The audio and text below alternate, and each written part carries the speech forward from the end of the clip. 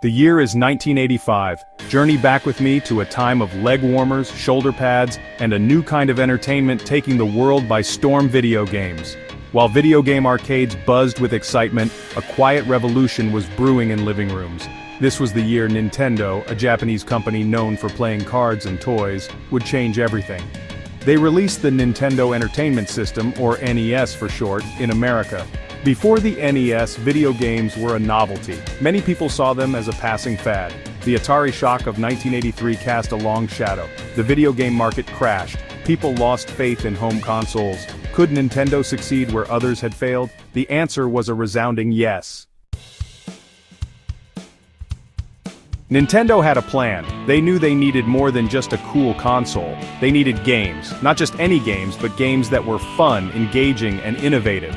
Games that would make you want to keep playing for hours on end. Nintendo's secret weapon was a talented game designer named Shigeru Miyamoto. He created games that were easy to learn but hard to master. Games that were bursting with charm and personality. Games that would become legendary. One of those legendary games was Super Mario Bros. This game, starring a plucky plumber named Mario, was an instant hit. It was released alongside the NES in America. Players were captivated by the colorful graphics, catchy music, and simple yet addictive gameplay.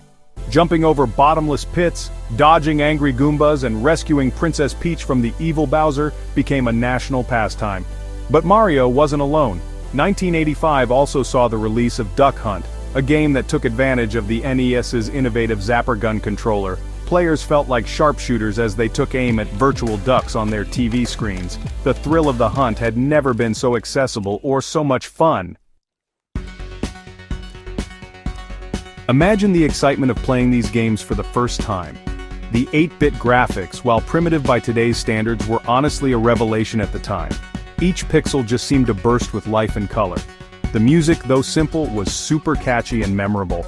The gameplay was intuitive and, really rewarding. Every jump, every shot, every victory felt like a major accomplishment. For many, these games weren't just entertainment. They were a portal to new worlds and exciting adventures. They were a shared experience that brought friends and families together. They were the dawn of a new era in entertainment. Did you know that the original Super Mario Bros. Game was designed in just 3 months? Or that the iconic Duck Hunt dog was actually based on a real dog owned by one of the game's developers? These are just a few of the fun facts that make the NES era so, fascinating. Another interesting tidbit is that Nintendo almost called their console the Nintendo Advanced Video System, or AVS. However, they wisely opted for the simpler and more memorable Nintendo Entertainment System. This helped to distance themselves from the failed Atari consoles and present their product as something entirely new and exciting. The Nintendo games of 1985 weren't just games. They were a cultural phenomenon that revitalized the video game industry and honestly changed the way we play. They introduced us to iconic characters like Mario and Luigi, Donkey Kong, and Link from The Legend of Zelda, which debuted in Japan in 1986. More importantly, they showed the world that video games could be more than just a passing fad. They could be a form of art, a source of entertainment for all ages, and a powerful medium for storytelling and imagination. The legacy of Nintendo's 1985 game revolution lives on today, inspiring generations of gamers and game developers alike.